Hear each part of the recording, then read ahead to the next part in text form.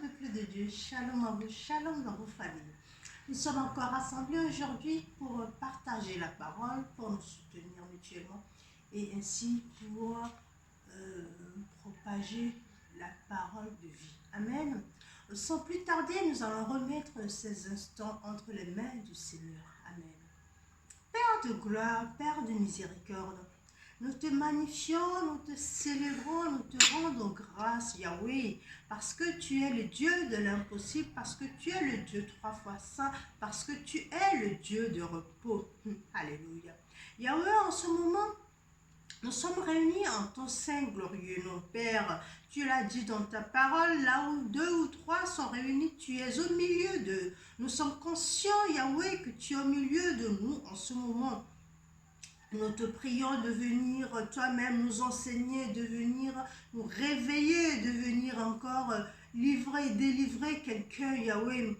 Je remets ma bouche, je remets mon corps, mon âme, mon esprit entre tes mains, Père. Cependant que ce ne soit pas ma volonté qui soit faite, mais ta volonté, Yahweh, afin que ton peuple sache que c'est toi-même qui parle, Yahweh.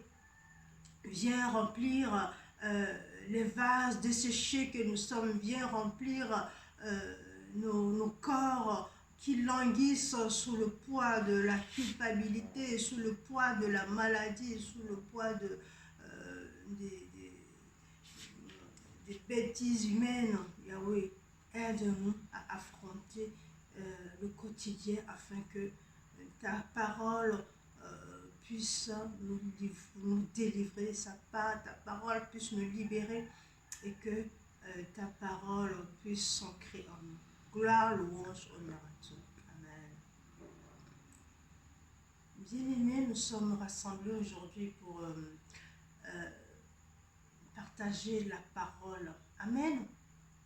La dernière fois, c'était avant, la dernière fois, ça fait déjà 2 séances que nous avons fait. Nous avons commencé un nouveau thème qui s'intitule le repos spirituel. Amen, le repos spirituel. Donc là, nous allons continuer avec ce repos. Nous allons voir comment faire pour obtenir ce repos. Alléluia. Comment faire pour obtenir ce repos spirituel. Nous avons commencé à introduire tout doucement. Et là, nous allons pouvoir voir comment faire pour l'obtenir. Amen. Nous allons commencer aujourd'hui la première condition pour pouvoir obtenir ce repos et nous allons enchaîner. Amen. Je serai couronné.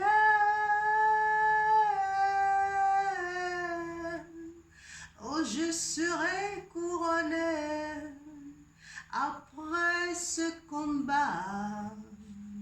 Je serai couronné.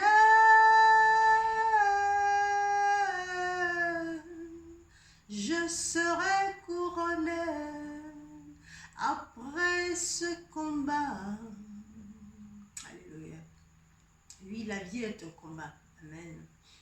La vie est un combat. Il y a un adage qui dit si tu veux la paix, tu prépares la guerre. Amen. Si tu veux la paix, tu prépares la guerre. Lorsque nous voyons la vie que nous menons, c'est une lutte acharnée, une lutte sans fin. Pour obtenir le repos spirituel, cela est pareil. Nous avons besoin de lutter dans l'esprit pour pouvoir rentrer dans notre repos spirituel. Amen. Ephésiens 6, verset 12 nous dit « Nous n'avons pas à lutter contre la chair, mais contre les principautés, les dominations de ce monde. » Alléluia. Et le verset 13 nous dit « Nous devons prendre les armes. » Nous devons prendre les armes de l'Éternel pour pouvoir survivre à ces dominations, à ces principautés. Amen. Nous ne devrons pas nous laisser abattre. Lorsque nous faisons bien attention à l'orée de chaque victoire, à l'orée de chaque grand événement, il y a un combat, il y a une lutte qui commence. Amen. Avant que tu réussisses un examen, il y a une lutte qui commence. Tu dois apprendre, tu dois réviser. Ta chair te dit non, moi je suis fatiguée, je dois dormir. Lorsque tu écoutes la chair, tu échoues. Lorsque tu écoutes la chair, tu échoues. Notre chair nous amène toujours en perdition.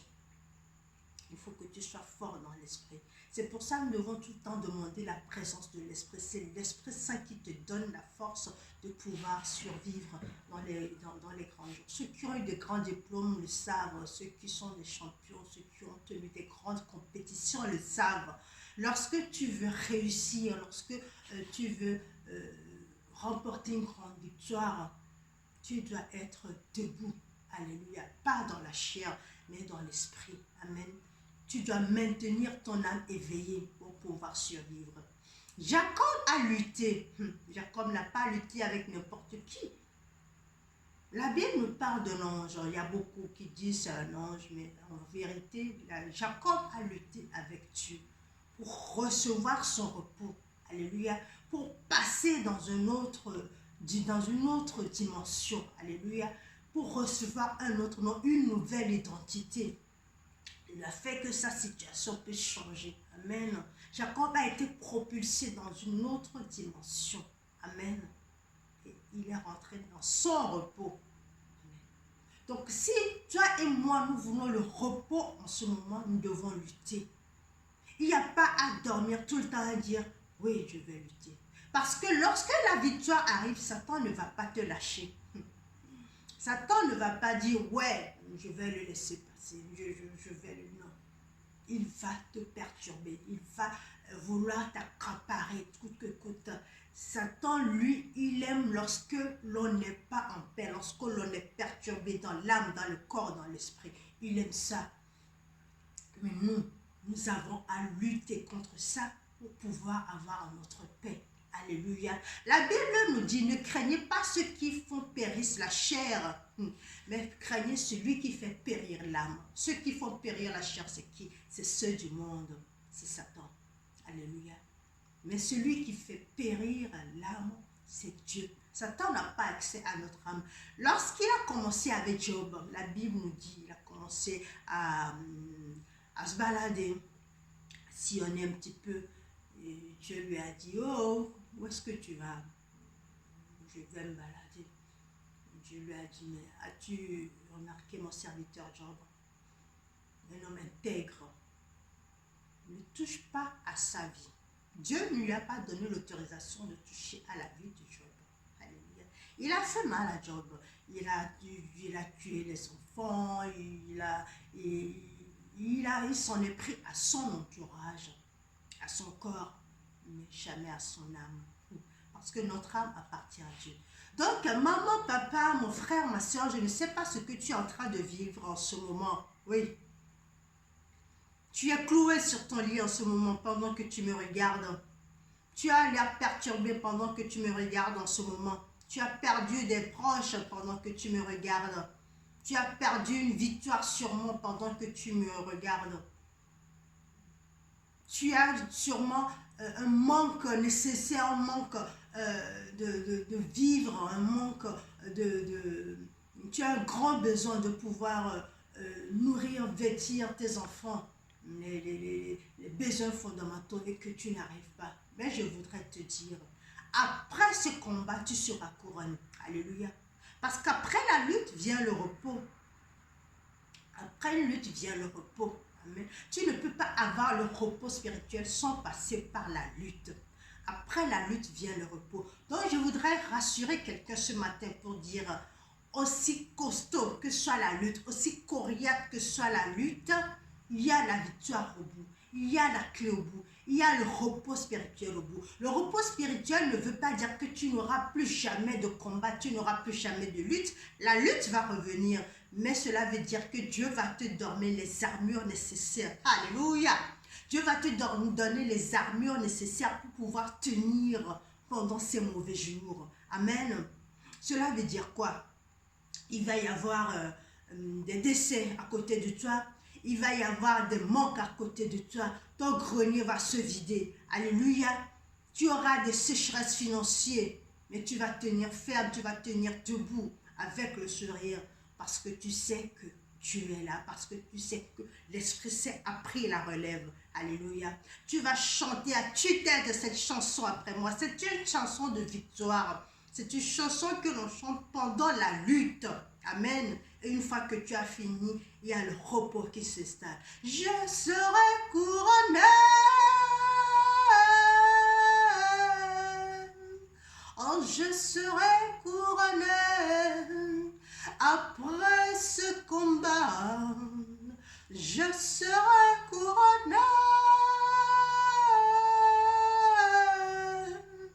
Oh, je serai couronné après ce combat. Si tu connais cette chanson, garde-le en tête et chante pendant tes moments difficiles. Ça te fera du bien. Nous allons remettre ces moments entre les mains du Seigneur. Père éternel, Dieu de gloire, Dieu de miséricorde. Oh Yahweh, nous te magnifions, nous te célébrons. Parce que lorsque nous t'invoquons, tu nous exauces. Oui. Merci Père pour ta présence. Merci pour ton repos que tu nous donnes gratuitement. Et c'est un cadeau immérité, Yahweh, nous ne le méritons pas. Père, en ce moment, je te confie tes enfants qui souffrent dans leur corps, dans leur chair, dans leur quotidien, dans leur âme, Yahweh. Donne-leur des armures nécessaires pour pouvoir survivre ces mauvais jours. Oui, les temps sont mauvais, Yahweh, et nous n'en tenons qu'à toi. Donne-nous ton repos, ce repos spirituel qui fait que nous puissions tenir malgré les mauvais jours. Gloire, louange, honneur à toi.